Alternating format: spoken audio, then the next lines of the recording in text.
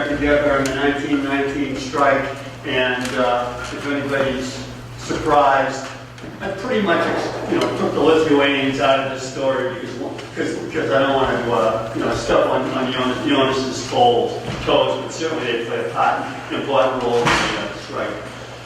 Lawrence has a rich history of labor activism, one that goes far beyond the famous strike of 1912. And today, we celebrate the 1919 strike.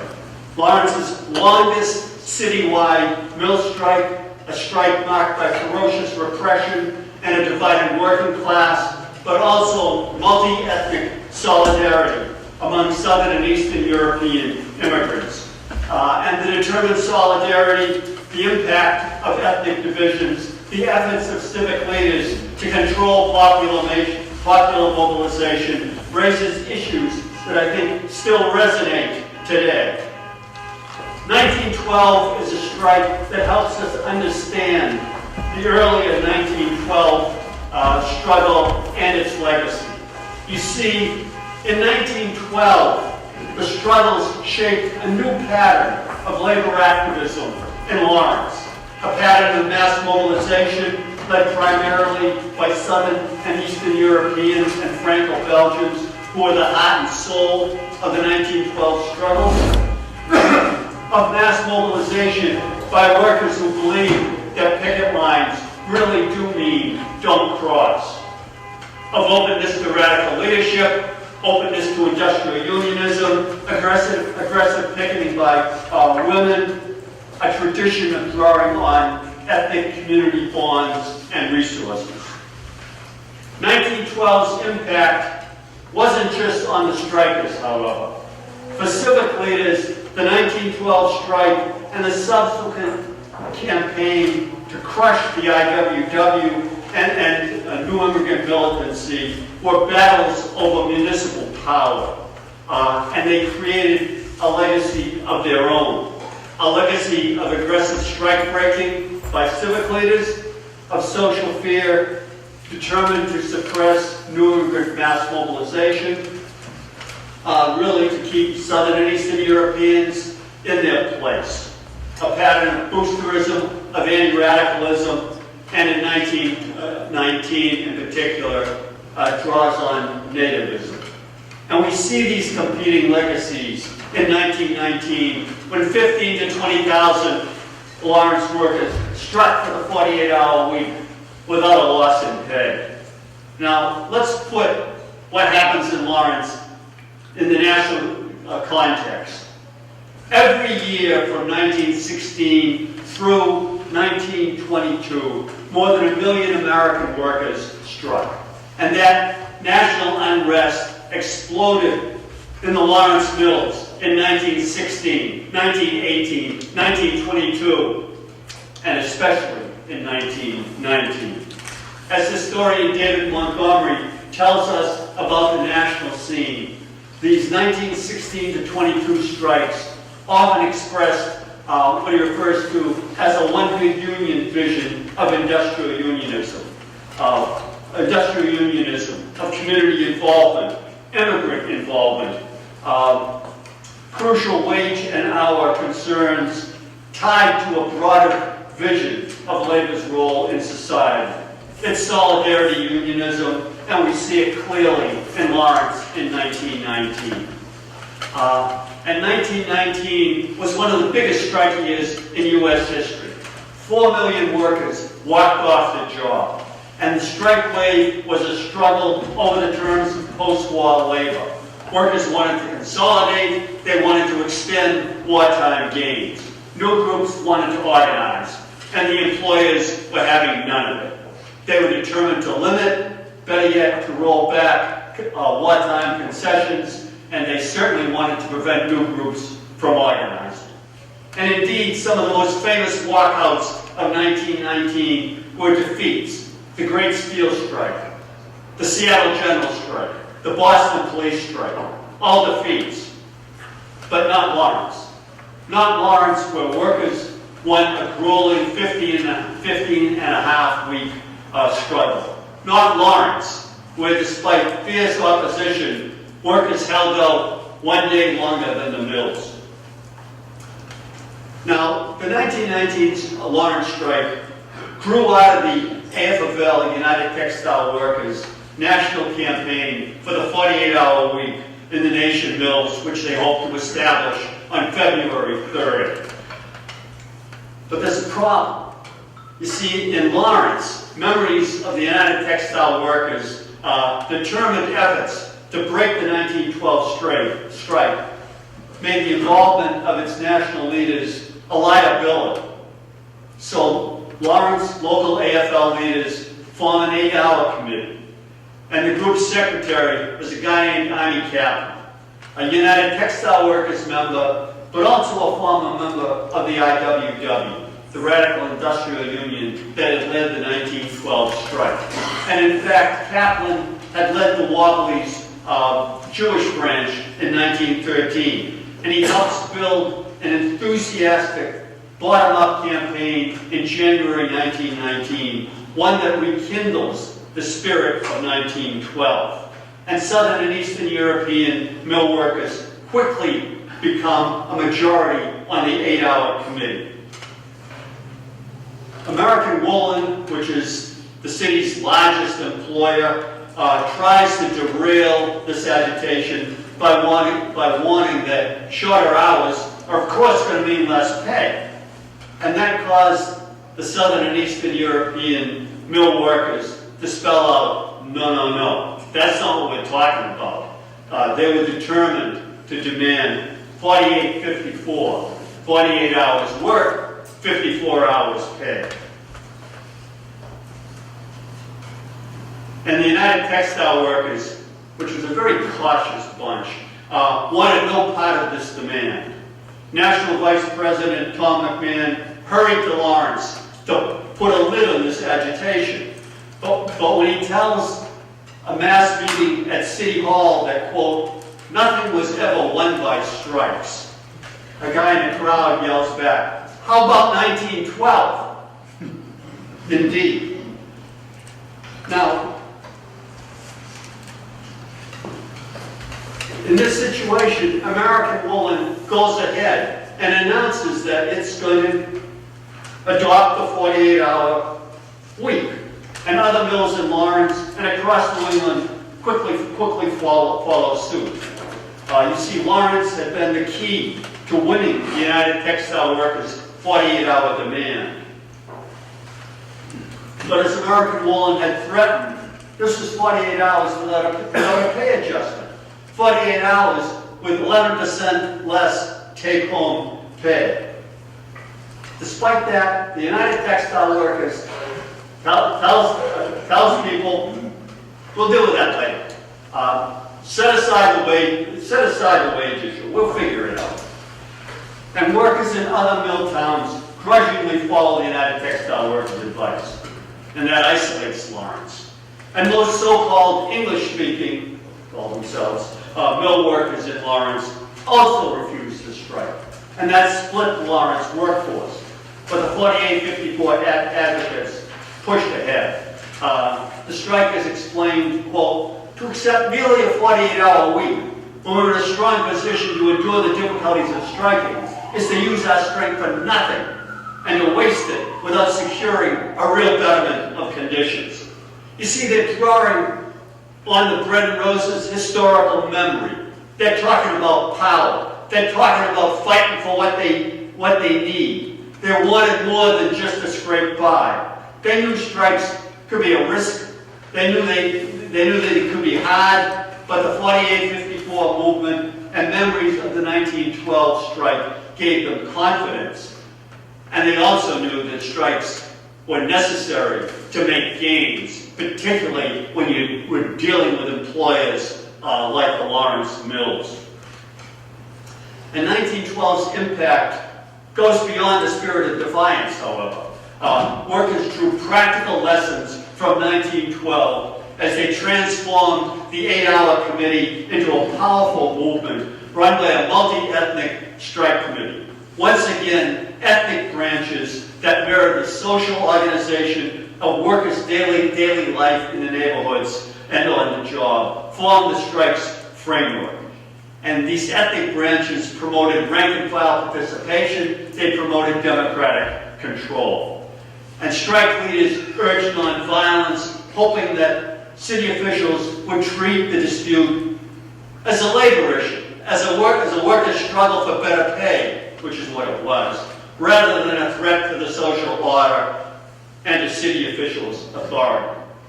Remembering reprisals against 1912 militants, they closed strike meetings to the public. They involved supporters like Carpenter's Local 111 President Sam Bramhall in prominent public roles. They set up a finance committee, a press committee, a committee to monitor the police. They requested parade permits. They requested permits to meet on the common. And these decisions, these practical decisions of how to launch a strike, highlighted the effective leadership of local workers, for all occurred before outside supporters became active in the struggle. And this effective rank and file leadership wasn't surprising. Not only had many strikers been part of the Bread and Roses strike, but some 1919 strike leaders had played key roles in that earlier struggle. Now, as I said, the strike was driven by wages. Cutting hours without a pay adjustment would wipe out the most recent increase, which was in June of 1918. Full-time wages would go back to the amounts in the workers' pay envelopes in March 1918, but with purchasing power of those pay envelopes eroded by 10 months of inflation. What do we know of balance sheets and dividends? Asked one worker. We know we can barely pay our grocery bills. Now, in fact, the workers knew, they were well aware that the mills could afford 48.54. They knew the war had been a bonanza for all the mills. They knew that despite its poor-mouthing, American Woolen had just given stockholders all the Liberty bonds that it bought during the war. And donating its Liberty bonds meant a special dividend of 15%. They could afford it. Now, wages were the key unifying demand needed for a broad-based strike. But as in 1912, and in so many other mass struggles, other concerns surfaced as the agitation mushroomed. Bitter complaints about working conditions, about living conditions, about ethnic discrimination fueled the 48.54 strike. Latvian strike committee member Annie Trina complained that, quote, if a job's particularly dirty, the boss says, that's a Polish job. And of course, Italians and Syrians had their own stories. Workers wanted a better life as well as a living wage. Mrs. Bastiani, a Syrian woman, exclaimed that, quote, my boy work, girl work, me work. Here, all dirt and noise and hurry cannot keep it clean. Here, for rich people, nice. And so on the morning of February 3rd, strikers and supporters poured out of the tenement, determined that Lawrence would be nice for more than rich people. Picketing was noisy, it was disruptive. Despite some scuffles with individual non-strikers, the pickets were relatively nonviolent. The authorities' response was anything but. From the start, the strikers faced fierce opposition. The owners refused to deal with them. Labor spies hired by the owners wormed their way into leadership positions. They tried to provoke violence. At one point, these labor spies urged strikers to attack the police machine gun that's on the flyer that Jonas and Jim put together. And as in 1912, civic leaders aggressively opposed the walkout. City officials believed they hadn't been tough enough in 1912, and they weren't going to make that mistake again. They banned parades, they banned meetings on the common, soon they banned all outdoor meetings on private property. They brought in 100 out-of-town police. Strikers are clubbed on the street and beaten in jail. Mounted police rode onto sidewalks and charged into crowds. And civic leaders praised the police for what they call this good service to the citizens of Lawrence. In one story, the Evening Tribune gleefully reported that the police, quote, beat a merry tattoo on the backs and heads and shoulders of the strikers. Mayor Hurley and Father James O'Reilly quickly mobilized a citizens committee to oppose the strike. Such opposition was common across the country during the 1919 strike wave, as workers in Seattle and the steel towns discovered. But in Lawrence, it was also colored by memories of 1912. And so a combination of boosterism, civic pride, and social fear drove opposition by civic leaders who presented Lawrence as a victim and a hero. A victim of radical outside troublemakers, a hero for fighting a battle for the entire nation. As Father O'Reilly put it, the strike did not involve a labor issue. No labor issue in demanding 4854. Instead, it was a showdown between America and Bolshevism, a test for the whole United States. And he warned that, quote, Lawrence is not a safe place for the poisonous nest of vipers behind the walkout. And as in Seattle and the steel towns, civic leaders drew on wartime themes, wielding 100% Americanism as a weapon. They tried to claim patriotic symbols for themselves. When the strikers asked for a parade permit, Commissioner of Public Safety Peter Carr said, only if you agree to carry the American flag and nothing but the American flag. And when the strikers said, okay, fair enough, Carr told them, forget it. You had your chance to carry the flag during the war, which of course some of the strikers had done. And when construction laborer Frank Ribaudo, a wounded veteran, helped lead a demonstration, the police beat him at the station, telling him they were, quote, finishing the job the Hun hadn't finished. Love the troops, indeed. And red baiting was part of this attack, as one striker angrily complained, quote, ask for a raise and they call you a Bolshevik. Now I want to be clear, there was a radical undercurrent to the strike. Some strikers were leftists, many others were very open to the leadership of radicals like Amy Kaplan and Annie Trina and Sam Bramhall from the Carpenters. The strikers welcomed speakers like James Larkin and Carlo Tresca. For all that, social reformer John Fitch was right to conclude that while there was, quote, serious questioning of the justice of the existing economic order, that this was a strike about wages. And besides this boosterism and anti-radicalism, ethnic bias colored opposition to the strike.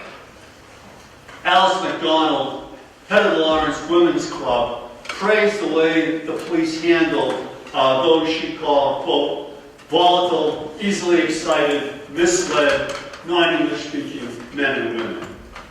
And Leonard Bennett, a prominent merchant, one of the leaders of the 1912 anti-IWW campaign, declared the Citizens Committees determined to, quote, see that America shall be governed by Americans, and that the foreign-speaking people shall not govern it. And sadly, the Lawrence Central Labor Union, the Council of AFL Unions, lined up against the strike.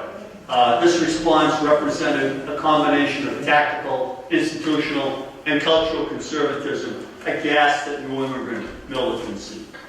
And sadly, it didn't have to be that way. Some small craft unions, like mill electricians and boiler operators, demanded and fought for their own pay hikes. By April, some United Textile Workers members were clamoring for higher pay. but they all kept their distance from the strikers, and nothing to do with them.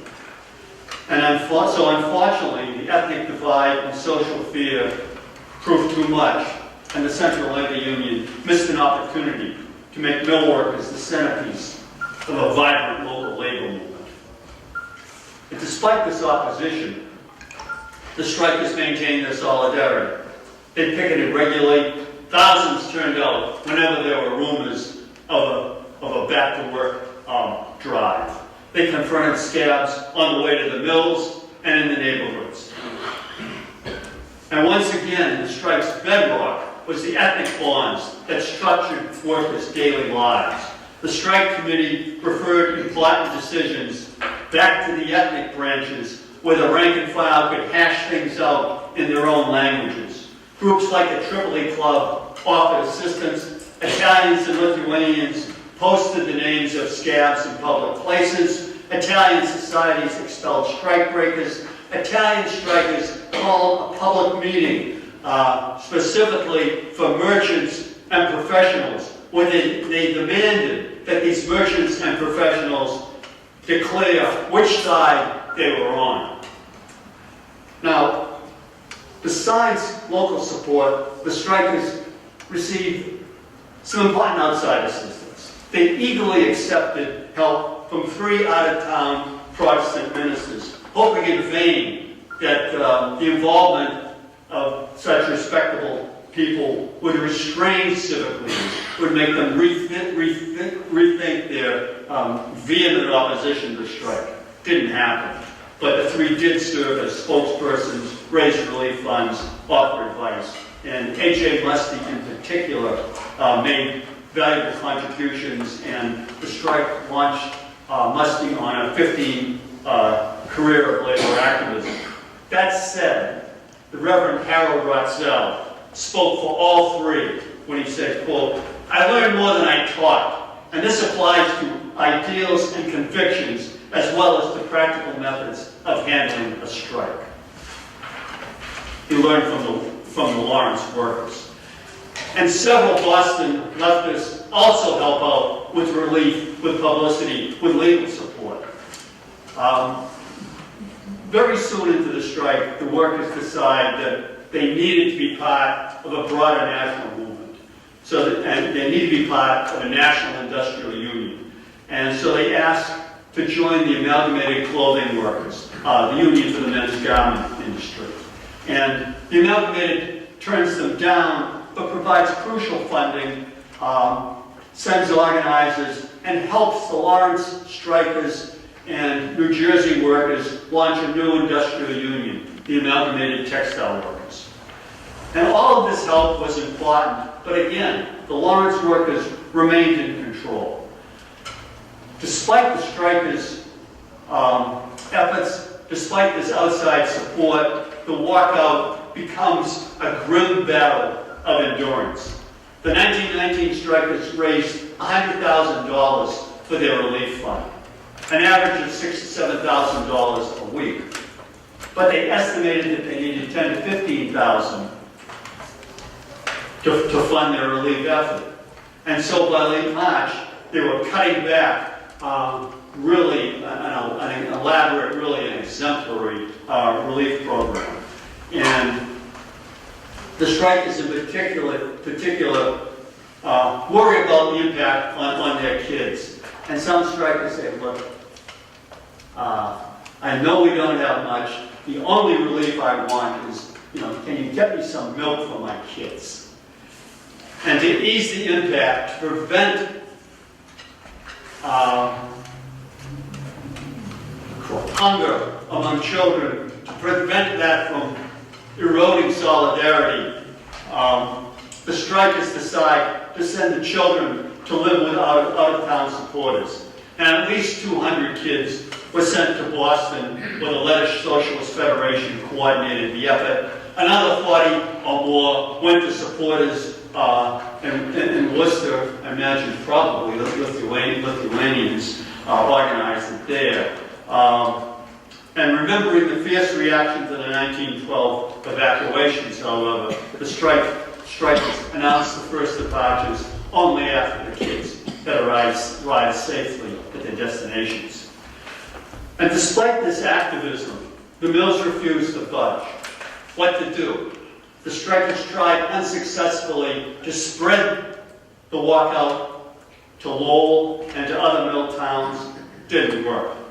They also tried to break the stalemate with approaches that the IWW in 1912 would have frowned upon. But this flexibility didn't get them anywhere either. They agreed to mill-by-mill negotiations rather than citywide negotiations.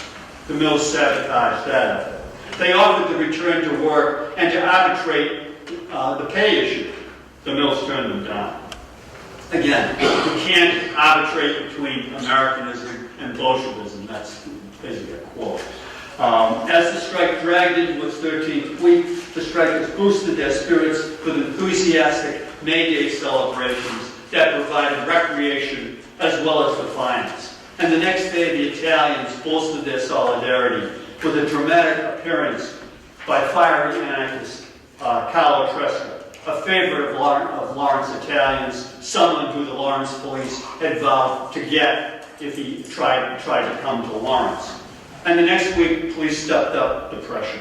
They deployed a machine gun in the tenement district. They raided homes. Vigilantes, who likely included police, dragged two American amalgamated clothing workers, organizers, from their hotel rooms, took them out of town, beat them, tried to kill them if they returned. And yet the strikers hung on. There are gut-wrenching statements from some strikers about the hardships they were enduring, about their growing pessimism about their ability to win, but also how they were staying out because of self-respect and because they refused to betray their fellow workers. Muskie later claims that in mid-May, the strikers were on the verge of calling off the strike. By then, however, the mill's position was untenable. Cloth orders were strong, and they certainly didn't want to miss out on those profits. The United Textile Workers even was calling for a June pay raise from New England cotton mills. And on the first day of week 16, the Everett mill, which had been closed for the entire strike, announces it reopens. And the newspapers predict there's going to be a flood of workers back. And this is a mill with a strong presence of Poles and Lithuanians. And this prediction of a flood of workers coming back falls flat on its face. The Everett, they can't operate effectively. So the mills had a choice. They could settle, or they could face continued disruption, risk losing workers to other towns if they were able to break the strike. They settled. After 15 hard weeks, the strikers had held out one day longer. They won a 15% hike, and a no reprisals promise, which the mills insisted they were not going to give. As in 1912, the settlement was an uneasy truce, for the mills had no intention of dealing with organized workers. In the struggles that lay ahead, Lawrence workers could continue to draw on an evolving Bread and Roses legacy, a legacy enriched by the 1919 experience. Thanks.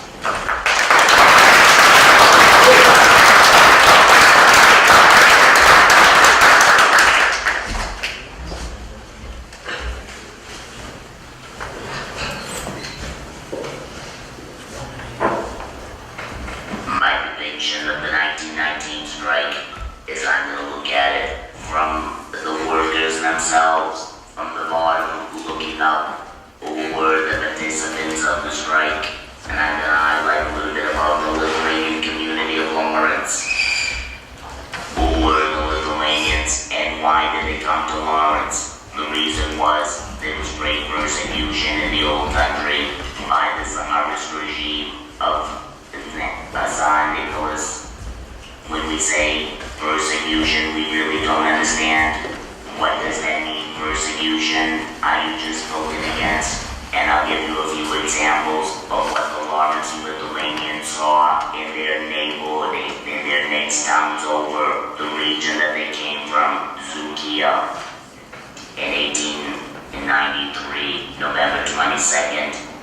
the Tsar declared he wanted to eradicate the Catholic churches in Lithuania and force the people to become Orthodox,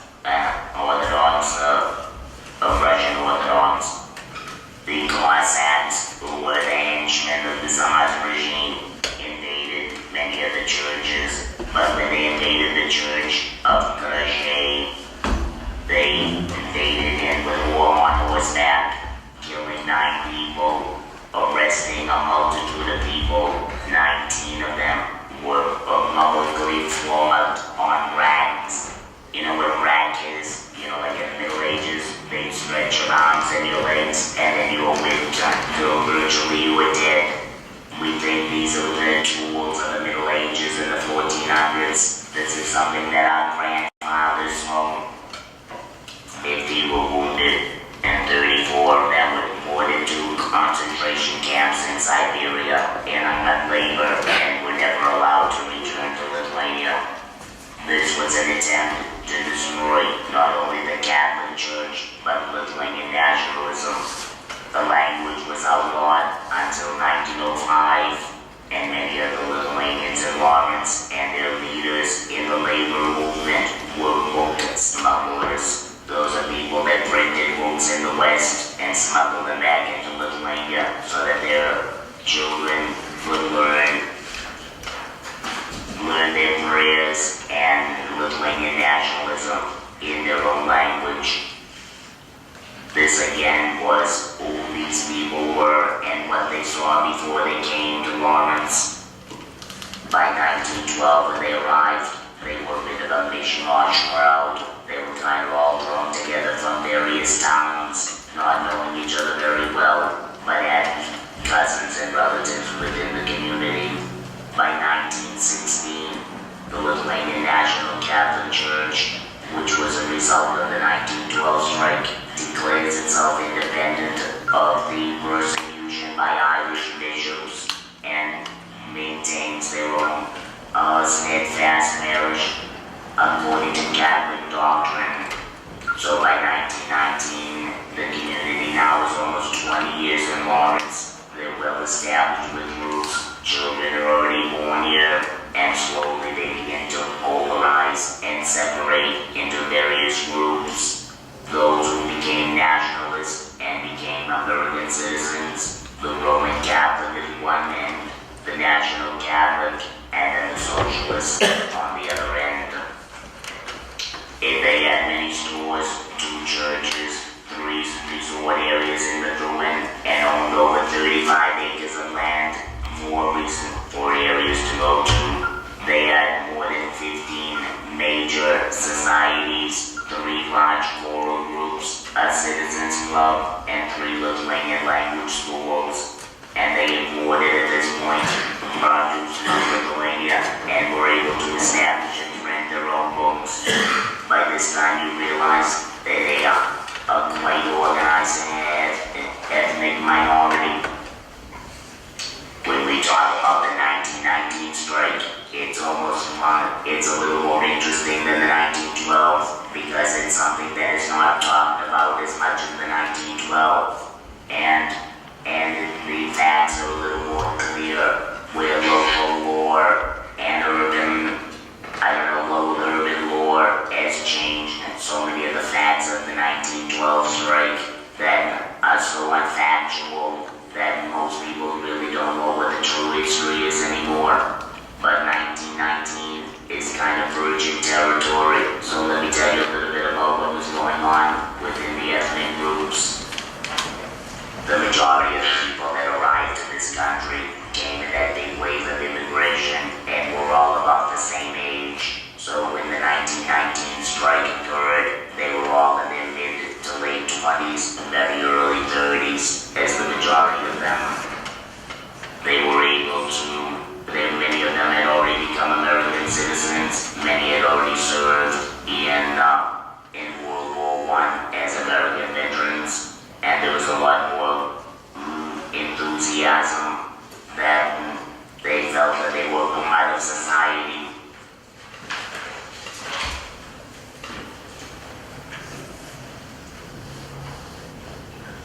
In 1912, most of the city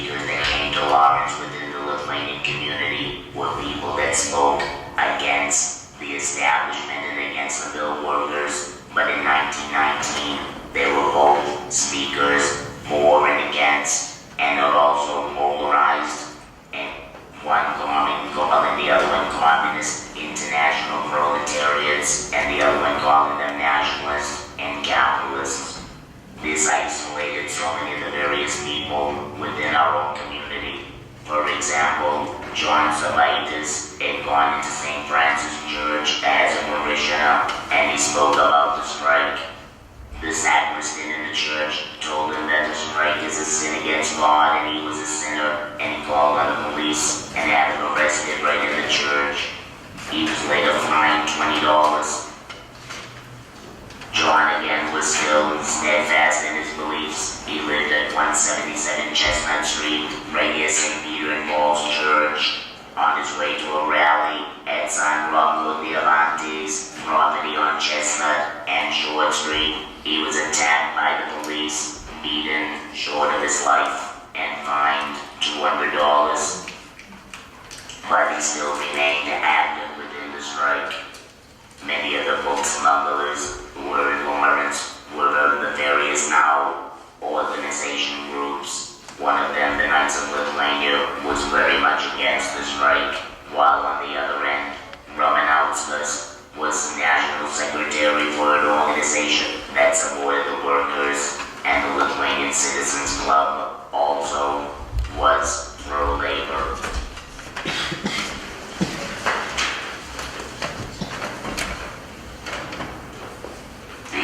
The nickname the Lithuanians called anyone that was radically against them or vicious and mean, they used to call them Kazorkai, which means Cossacks. They brought that word into the English language in Lawrence, and they applied that to the police and anyone else that was out of the establishment, the police, the city hall, fire department, the teachers, the court system. To this day, the word Kazorkai, Kazorkis, is used by the Irish. When the local Lithuanians speak about the Irish, they said, he's a Kazorki, what do you expect from him?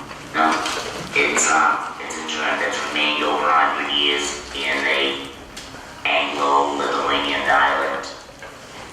One example of the people that were active within the strike, Adam Gazulis, was a young child. He watched, while on horseback, one of the policemen attacking some of the workers on the sidewalk. The workers retreated into the hallway of the three-decker and tried to run up the stairs. The horseman was relentless. He entered into the corridor of the three-decker, chased the man on horseback on the staircase, and beat him short of his life. He says, as a young child, I don't remember many things. I don't even remember the day I went to school for the first time, but I do remember that beating. It's something that was very vicious. Even another woman, Mrs. Shuren, who participated in both strikes, said to me in an interview back in 1979, she said, 1912 and 1919 were very similar, except that 1919 was much more bloody and much more brutal and much more fearful. The Lithuanians saw this, and they realized they needed to help the workers, and they allowed the Lithuanian Citizens Club and the Central Strike Committee to meet there, and later on even donated to the fund themselves out of their own coffers.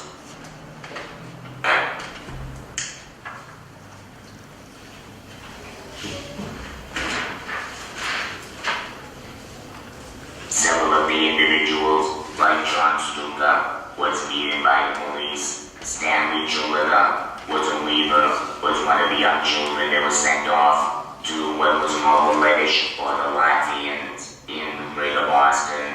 His recollection of it was, he said, I thought they were Lithuanian. He says they called themselves Rileys, but they weren't Irish. They must have been Lithuanian because they ate Lithuanian food.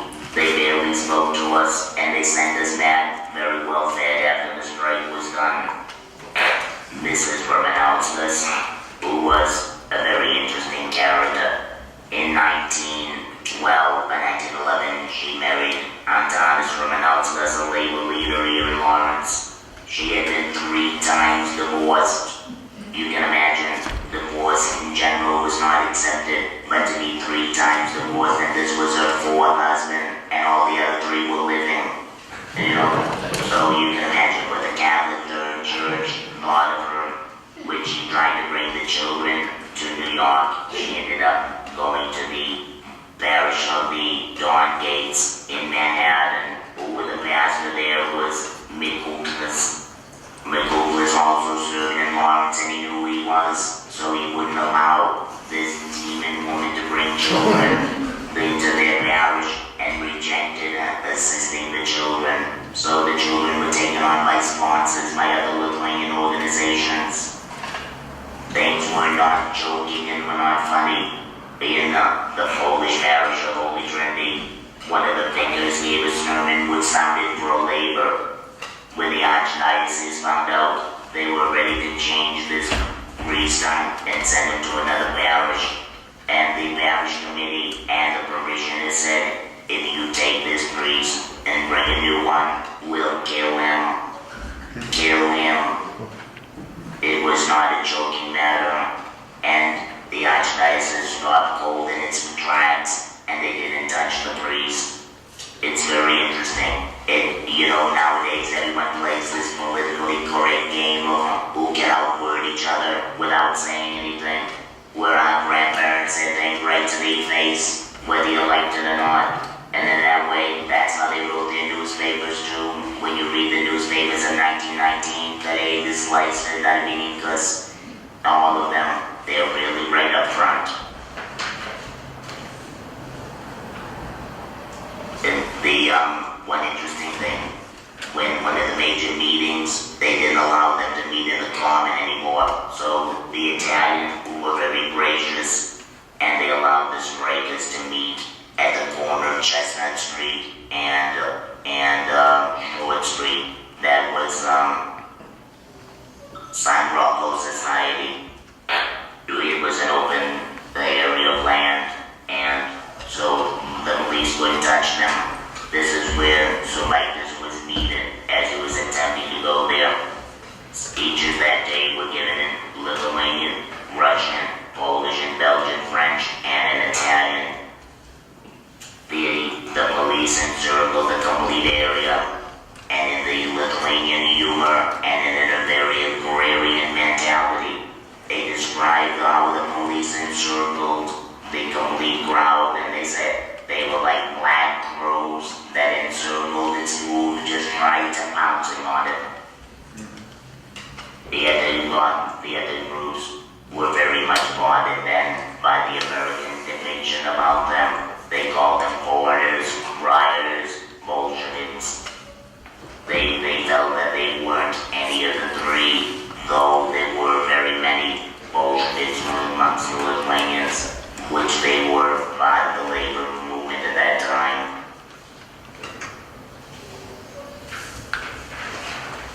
Even amongst the Lithuanians and the Poles, there were traitors against the labor movement. There was one Lithuanian that spied on them for years and was caught at the end. It's very funny, the article talks about the conversation with them, where the people confronted him, called him a traitor, a liar, a spy, and that they never said what his name was. And so now 100 years later, I have no idea who this person was.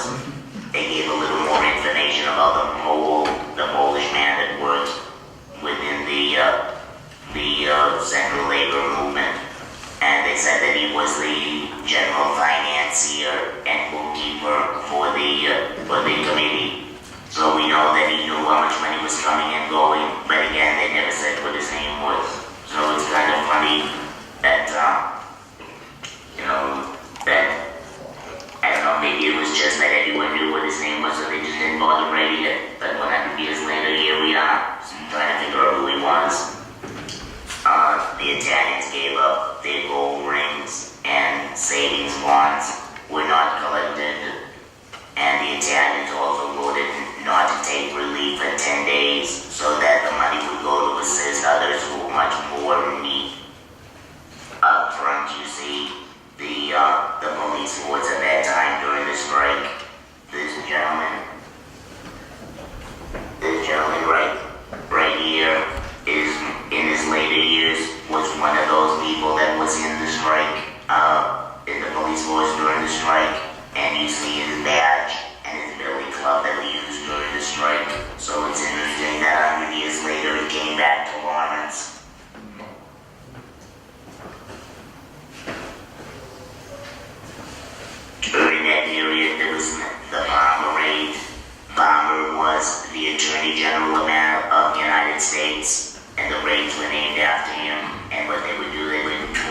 all of the neighborhoods looking for individuals, enter into the house and take them away.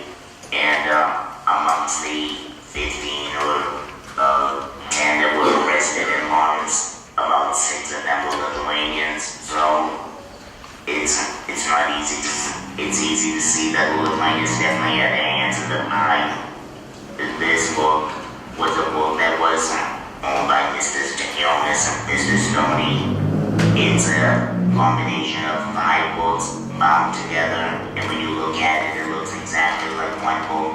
When you open up the front page, it's a book on earth science, but when you open up the middle of the page, it's the doctrine of Karl Marx. So they realized that they didn't want people to know what books they were having on their shelves, so that their socialist books were hidden amongst the other ones. In closing, the Lithuanians were asked and discussed in the newspapers at that time how much did they gain by 1919. They said we only gained 10%, though we wanted more. We wanted the inflation rate is 30 to 40%, and then we lost 15 weeks of wages. Yes, we won, but did we lose? And that was the question. And after all that they did, the strike cost the city $191,000, and in lost wages amongst the workers, it was $1 billion. So, if anyone has any questions, I'll ask Desmond Dexter to come back up, and we'll be happy to entertain any questions you have.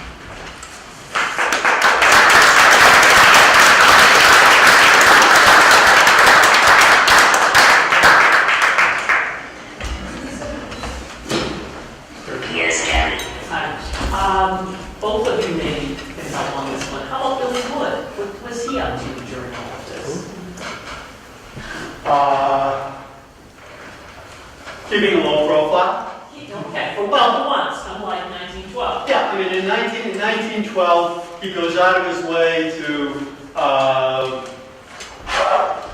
big bombastic statements, self-important statements, patronizing statements, and he learns that that's really doesn't advance his cause. So, I mean, American Woolen,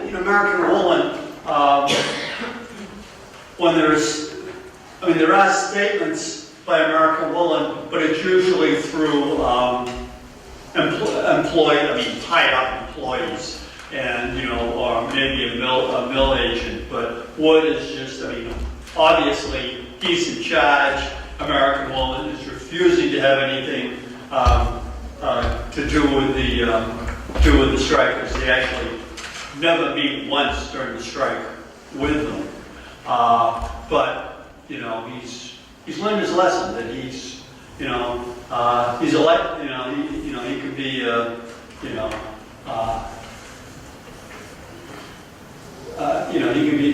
be a lightning rod with this end. He doesn't want to do that. He also had a son who studied industrial relations at Harvard, right? Basically meaning how to fend off unions. Yeah, his son who attended Harvard at least, and supposedly he persuades the old man to get involved with some type of, welfare capitalism. Which basically was, what do we do to keep, to prevent turnover? What do we do to keep people on the job? And which is what, in 1918 they make, some very minor accommodations. And then after the 1919 strike, American Woolen goes full bore into their own version of welfare capitalism. And at one time, Wood's going to be the best. He's going to be the best friend of the workers. He's going to help them with inflation.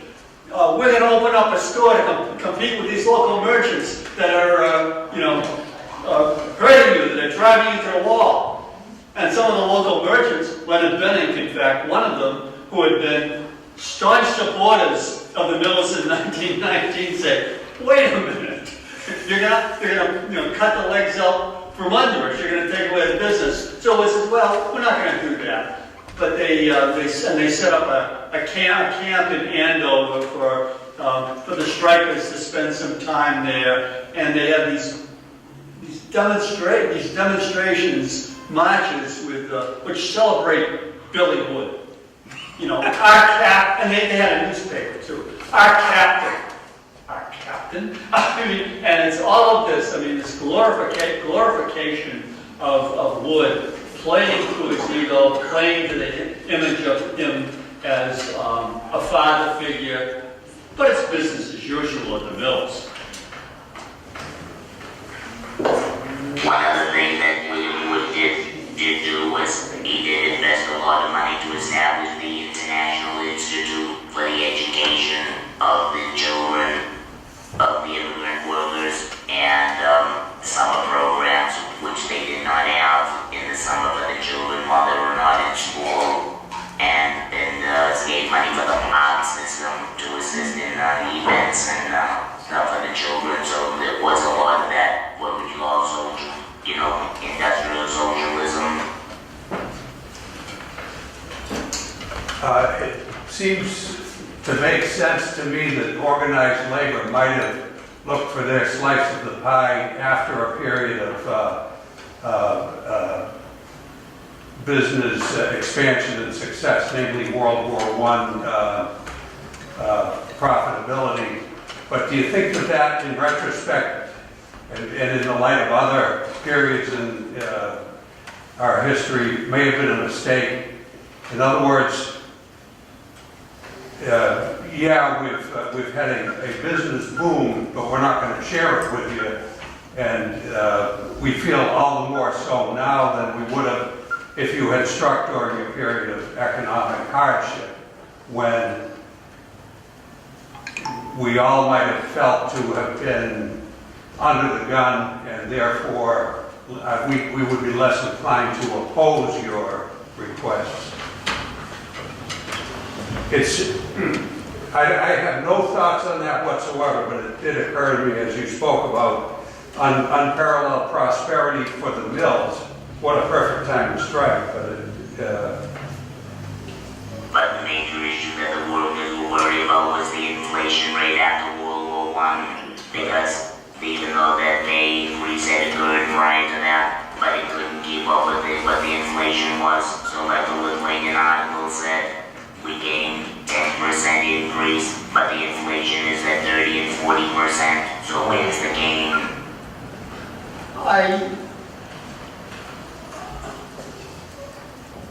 When the strike begins, conditions are somewhat uncertain. I mean, the post-war, they're still recovering from World War I.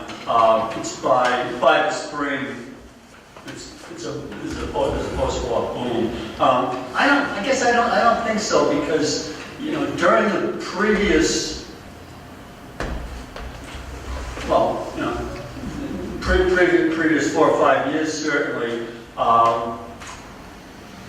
the mills had increased pay, certainly from 1916 on. They had increased pay when they were pressed. I mean, they didn't do it out of the goodness of their heart, but certainly when there started to be agitation, when it looked like, we ought to grant a pay hike, or there's going to be trouble, they had. And American Woolen had been willing to certainly to try to get out front. So I don't think that's really the case. I mean, it was, like I said, there was some uncertainty about what's happening in 1919. But I mean, the increases that workers got were. They were important, but they were still, relatively modest, and they don't contribute to what happens to the industry during the next decade or two. I mean, that deals with whole other issues of, problems with what's going on in the South, but also changes in fashion, changes in, in demand. I guess I'm allowing my thoughts to be polluted by recent history, which is record corporate profits and no participation or participation in the workforce that hasn't kept up with inflation in 30 years. Well, I guess, in terms of that, I think that certainly, on the one hand, the mills, they enjoyed, profits, so they could, they were in a good position to resist. But on the other hand, they didn't want to, forego these, what was ahead and the work they were able to put together a movement. Now, today it's,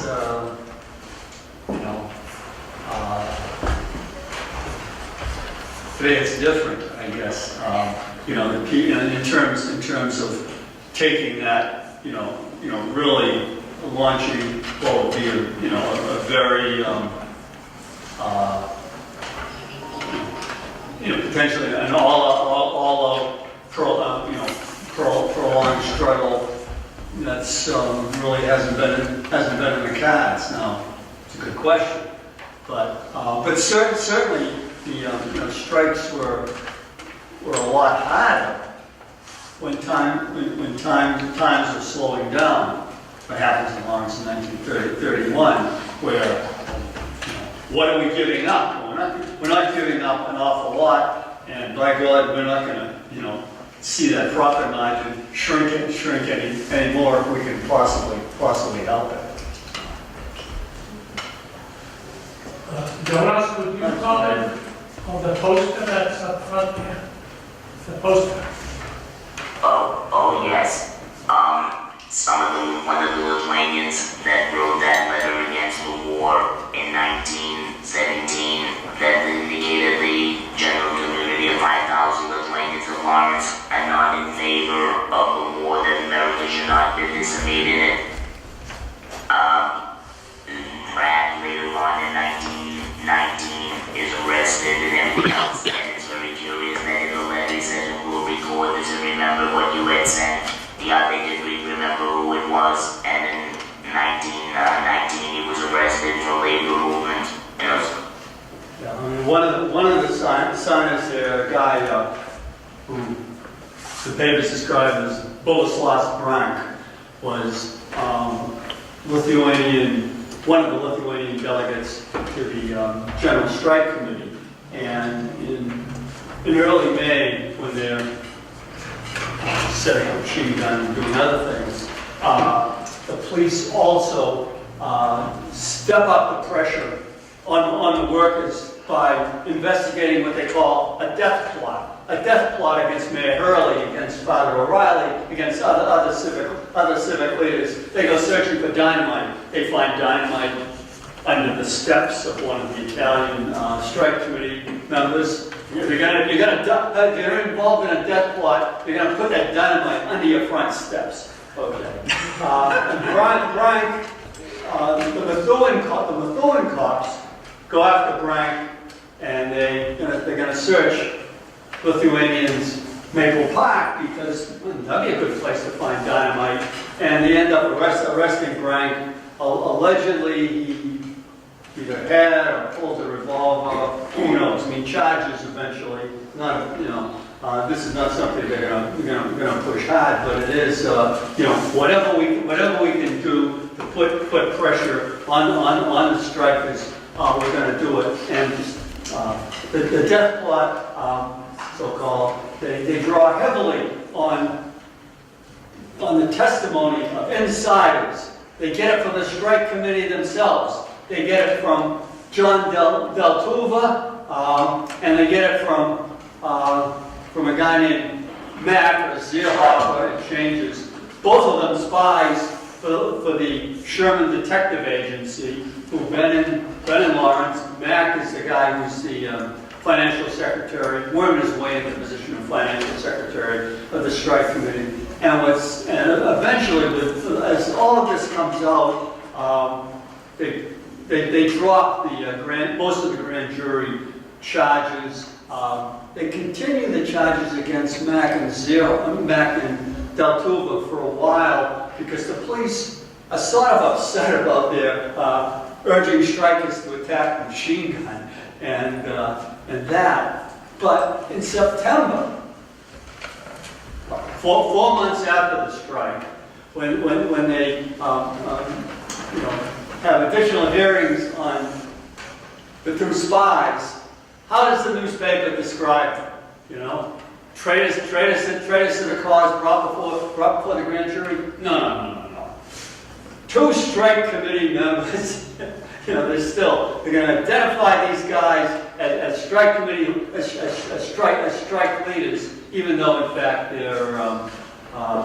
they're traitors, they're spies working for the Sherman Detective Agency to bring the strike. Bringing up about the machine guns, the photograph that was in the flyer is a picture of Alderman Carr in the Lawrence Police Department with a mounted machine gun, and it is directly in front of Chathers Hall and the Lithuanian Co-op. And we have, at the Lawrence History Center, 3 interviews with people who were children at that time.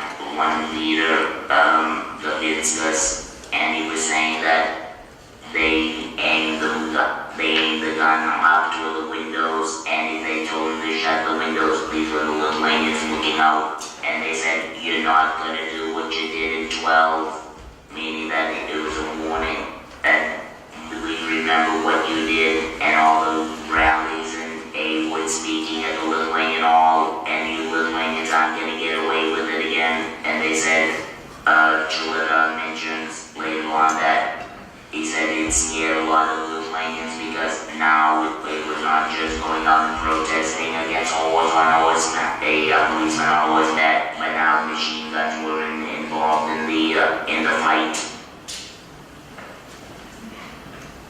Jim? A comment and a question. Comment regarding Tom's question about striking during good times or in bad. And I think historically, labor has been able to make better gains during good times because during bad times, work is uncertain and workers don't want to risk striking or even making demands for fear they'll be laid off, which was certainly possible back then and leads to my question. In 1912, the settlement included a promise of no recriminations, which of course was ignored almost immediately. So what happened with the 1919 promise of no recriminations against activists? Well, I think you know the answer to that. I mean, we know that Kaplan, by the fall of 1919, is running a small shoe store. It's hard because, we probably know the names of maybe half the people who were delegates to the 1912 strike. We know, because of the blacklist, we know the names of people who continue to be active. In 1919, we know relatively few names, because again, the strike committee meetings were held behind closed doors, and the newspapers aren't reporting that Jenny Bateman or John Bateman are no longer working in the mills and aren't going to work there ever again. We don't know what. Do you know what happens to Holiday? Does he? I thought he was active in 1919. He is active in 1919. I was wondering if you knew whether Thomas Holiday was, stopped working after. No, he goes off and he's working as a handyman eventually, but that's only in the 20s. Well, yeah, but if this is one of the leaders of the 1912 and 1919 strike, is a guy Thomas Holiday, and he would have been maybe 36, 37 in 1919. So if he's a skilled weaver, skilled enough to get rehired in the Lawrence Mills sometime, before 1919. So if he's working as a handyman in the 20s, my guess is it's this could well be that that's because he couldn't work in the mills anymore. Exactly. 2 strikes and he's out. Giannini is part of that roundup. Rick Collins, he's taken off Oak Street.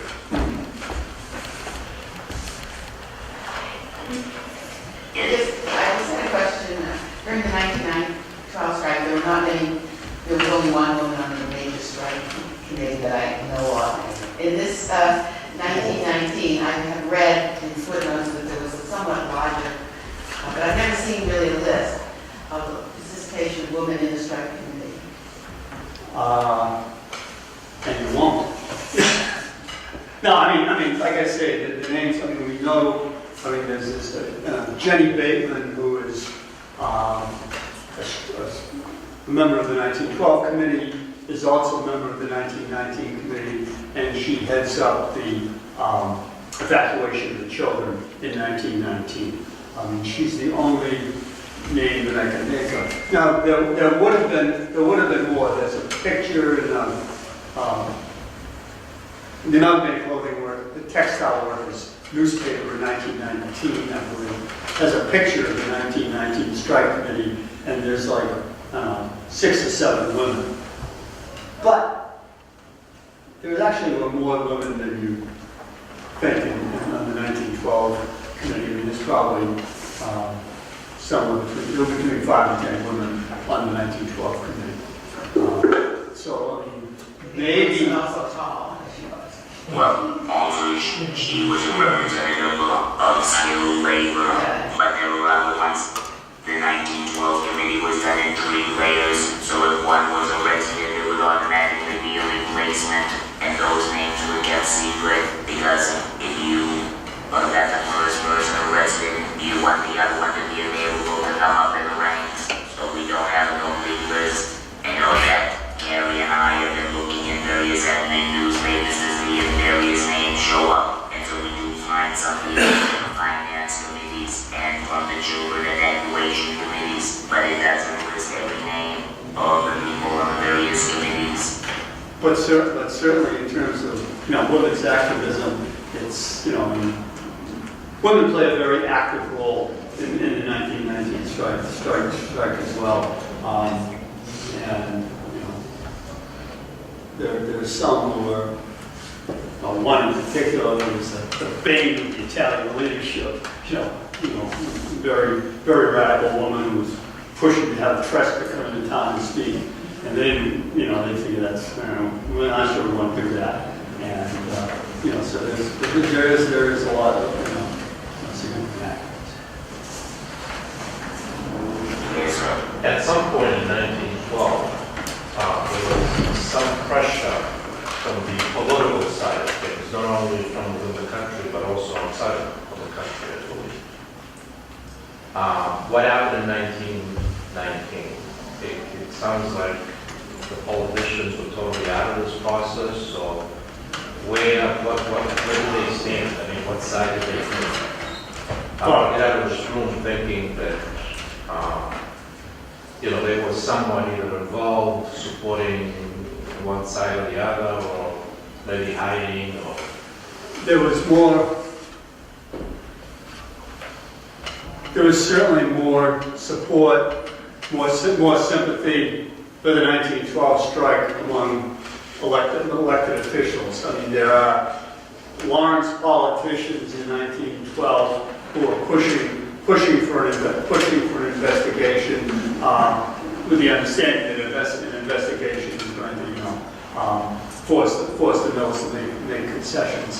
In 1919, it's certainly the local city government. There's no question where they stand. I don't recall seeing, involvement of state legislators. Now, the strikers do push Governor Calvin Coolidge, and eventually they, And it's sort of a dance, because sometimes, you know, they try to meet with him, and sometimes they'll meet with him, and a lot of times, no, you can talk to the secretary, you can talk to you. And initially, Coolidge refuses to do anything. Eventually, he calls for an investigation by the State Board of Conciliation and Arbitration, which really is, it's not a group it's a group that's, you know, very opposed to labor relations, let's put it that way. And, but he pressures for an investigation, which is what the strikers want.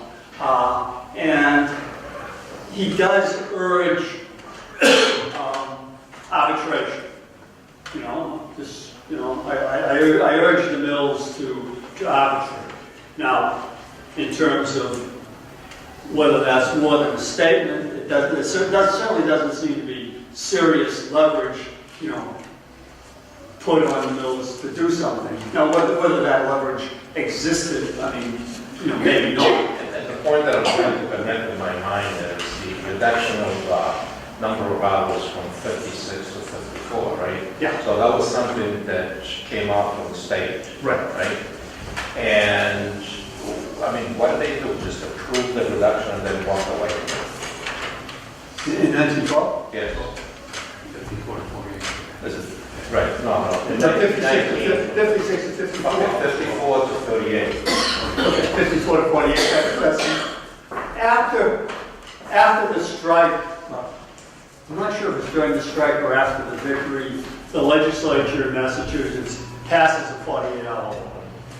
So, I mean, and it doesn't deal with wages, but it sets 48 hours as the work week, which is great, and it's important because in New Hampshire, they say, we declare the 48-hour week, we don't need a law, get a 48-hour week. Same thing in Rhode Island. And in 1922, there's a regional cotton mill strike, long strike, something like 80,000 workers. And in Massachusetts, it's over the proposed pay cut. Mills want to cut wages 20%. In New Hampshire and in parts of Rhode Island, it's over the 20% cut and going back from 48 to 54, which unfortunately is what happens. It happens in New Hampshire. You know, it's a situation where Lawrence actually is the key to winning the 20%, wiping out the 20% demand. Great, and that applies to the entire region. But in New Hampshire, they're not able to move on the hours, so they get a 54-hour week. So would you say that by not closing the loop after they approved the reduction of hours, really, that they were probably responsible for really what happened? The politician. Well, I mean, the reduction from 54 to 48 is not a political thing. So what was it? It was workers demanding it in January, and American Woolen in particular, seeing that there's a growing movement and we have to do something, because if we don't, we're going to have a strike, and we possibly will have a regional strike. So the cut from 54 to 48 is something, well, it's declared by the mills unilaterally under a great deal of pressure from below. And then in Massachusetts, the legislature does get involved, following up by passing a 48-hour law for women miners, which in effect in textiles means everybody. I have a question. What's the timing of the Boston police strike in 1919? September. And also, it's afterwards. I was thinking Coolidge would have been so engrossed in, that's right. But again, you know, these ties and these divisions in Lawrence, because the Amalgamated Textile Workers, the group that comes out of the 1919 strike, they offer to support the Boston police. They offer to hold a rally in Lawrence supporting the police. And the Lawrence Central Labor Union contacts the Boston Police and says, you don't want to have anything to do with these guys. And so they don't. Solidarity forever. Should have talked to the police department. Now, in retrospect, all of the things that happened in both strikes, 1912 and 1919, it's a delicate balance, basically based on the consumer development and protection versus profit margin of the industrialists and the investors in the different industries. What's happened since then to the industry that we had in Lawrence with the wool? We lost it. They went down south because of obviously consumer-based pressure that it affected the prices of the merchandise, whether it was wool or whether it was garments. To the point where today, because of the global economic development, the consumer looks at a cheaper suit. Instead of getting a Brico Brothers or Brooks Brothers suit, they look at a suit that came from the Philippines or Vietnam or the Dominican Republic. Or China.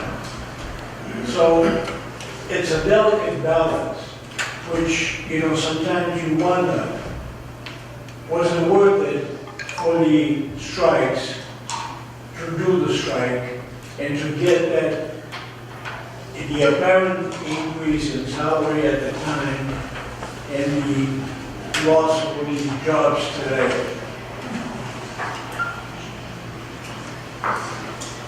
Well, after the 1919 strike, when they tried to coordinate amongst the Lithuanians in 1921, the Lithuanians showed no interest because they had still a bitter taste in their mouth what happened in 1919. They felt that they didn't gain enough and they lost too much in 15 weeks without pay, and that minimal amount that they gained was meant nothing compared to the inflation rate. Well, it seems like the two world wars obviously affected the picture. I mean, we lost the industries, the garment industry, the shoe industries in this area starting in the late 40s, early 50s. Globalization. Globalization. Yes. Through a race to the bottom, but that's some of that is the Mills Textron is a particular example both in Nashua and in Lawrence, but it's, it's a race to the bottom, but it's, the mills that are corporations determined to drive things down as low as they can go, and so you have companies like General Electric talking about, if we could, we put all our plants on barges and move them around, but I guess it's whether they want just to try to continue to survive on a minimum wage, for a factory job. I mean, do we have the right to decent jobs? Is it worth the chance and worth the struggles? And we certainly, shoes left, textiles left, eventually, garments left. I mean, I'm not sure how much of the, some of this work is demanding a decent wage, which is still low even for the, still low for the area, but also employers seeing that they can, get even lower. So like now you've got, people were talking 20, 25 years ago about competing with Mexican garment industry with NAFTA, and then, garments are going to go to China, and then somebody else now is Bangladesh, and that's And at that point, I'm not sure how much it's the, it's the consumer, it's the employer saying, I can ship this somewhere and I can get a better margin. I look at some of these clothes and, Or sneakers. about sneakers, I mean, now you've got, New Balance, and, union people, they tend to buy New Balance because, well, it's made here. But if you buy New Balance, you've got to look on the back of that box, because some of them are made in Vietnam. Some of the decoration.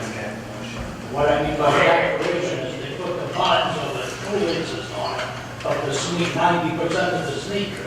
It's made in Bangladesh or Vietnam or whatever. They just throw the buttons on, made in the United States. So I got two parts. I want to go on to your one-day comment that you made.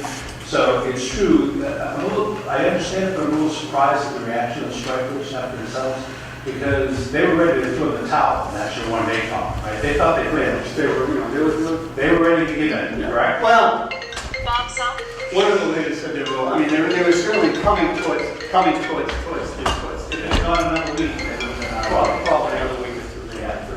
And so while you say it's clear that the local politicians support it, is it true in some regard that whatever it was called, the gentleman's or the businessman's committee that was formed by the mayor had a significant hand in applying pressure to the mills to kind of settle it and move on? No, I don't think so. I think that Powell went the other way. I think that they would have listened if the members of the Citizens Committee had come out and said, 4854, this is a strike, this is a labor issue, it's a strike over wages, we're going to tell the police to be,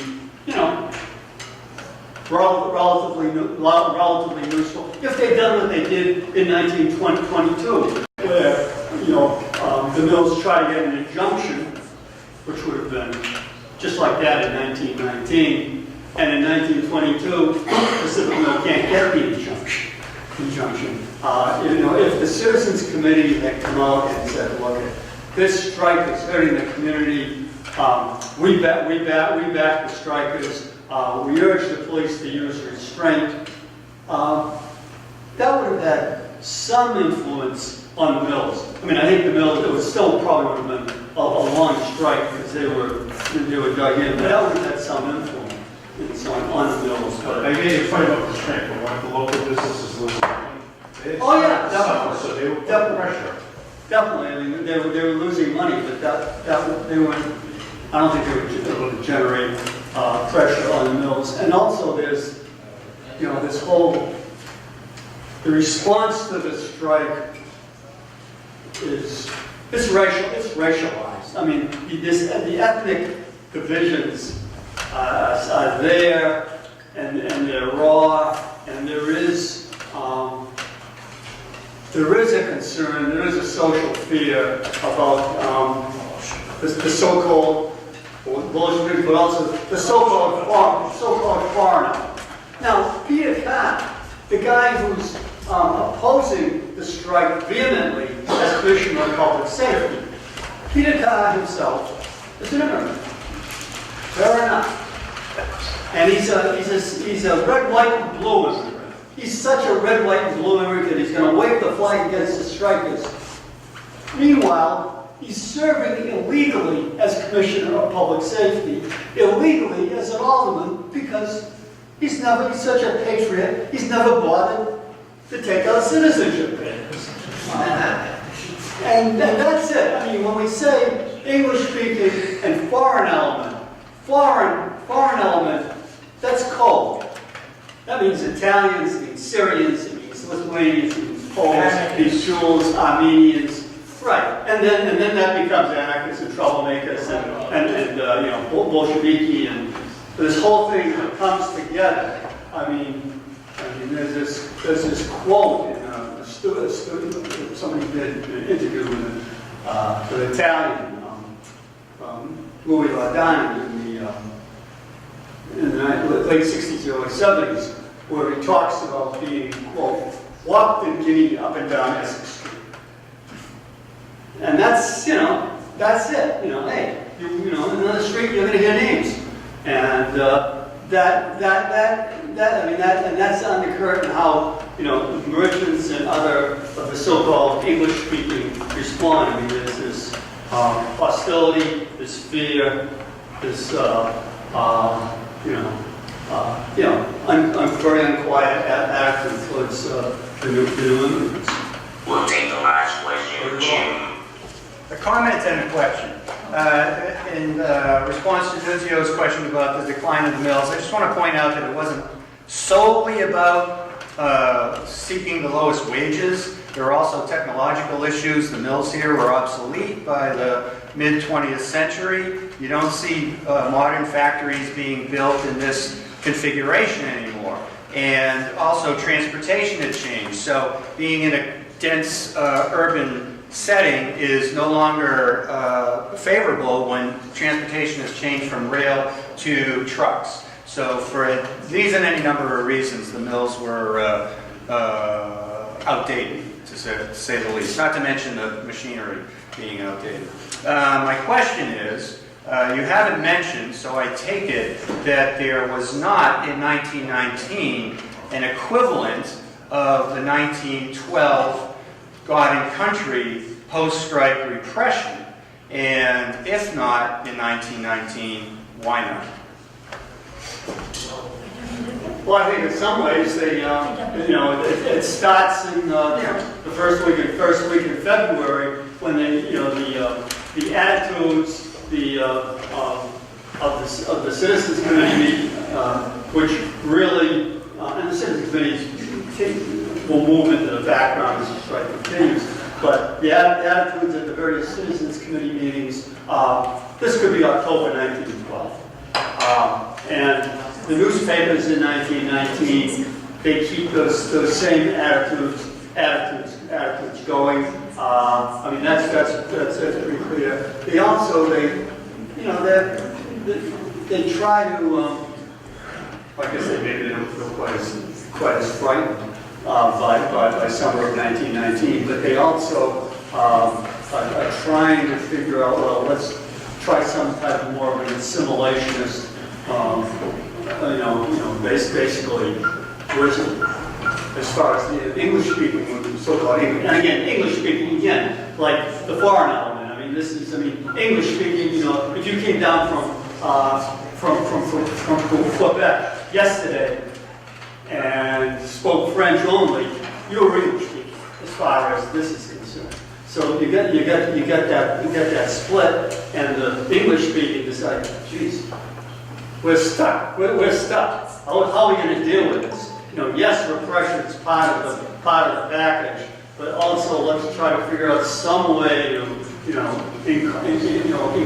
incorporate the foreign element. What's Leland, Lori, please go ahead. IWW wasn't involved in this strike, correct? And that was what they were so scared about, is that God thing. Partially. They are concerned about the IWW. They are concerned about outside radicals, but they're also very much concerned about new immigrant labor militancy, pure and simple. And if they've gotten rid of all of the outside IWWs, if they got rid of a lot of the local activists, they were still, going to keep them under their thumb. Because in 1919, you read the newspapers and you say, what are these people talking about? I mean, they talk about, all these outside radicals in Lawrence. And in January, there aren't any. But, there's this almost like this myth of what happens in 1912, and we immediately apply it to 1919. And the social fear and the social fear of of militancy among various ethnic groups. So we were very happy with the groups. It's very rare. And one unusual item, one of the reasons that the mills closed after the war is because they had planned on moving prior to the war. They stayed because of the Depression. Then they were worn out after they were used through the war. But the one thing everyone forgets, by that time nylon and synthetics had come in. The worsted wool was very difficult to deal with as a fabric, how it was cleaned and how it was maintained. And synthetics became the new thing to wear and to look forward to in the late 40s, early 50s. And this machinery could not deal with that material, so they blamed it on labor and said it was because of labor costs were too much. And then they went and they opened up new factories in the South where they didn't have the labor issues and they could start from scratch with the new structures built specifically for modern technology, larger machines, flatter surfaces. That's why Graco Brothers left Lawrence, because they wanted a new factory that was all one level. So it was the same thing over and over again. But what I can do is like to thank everyone for coming today.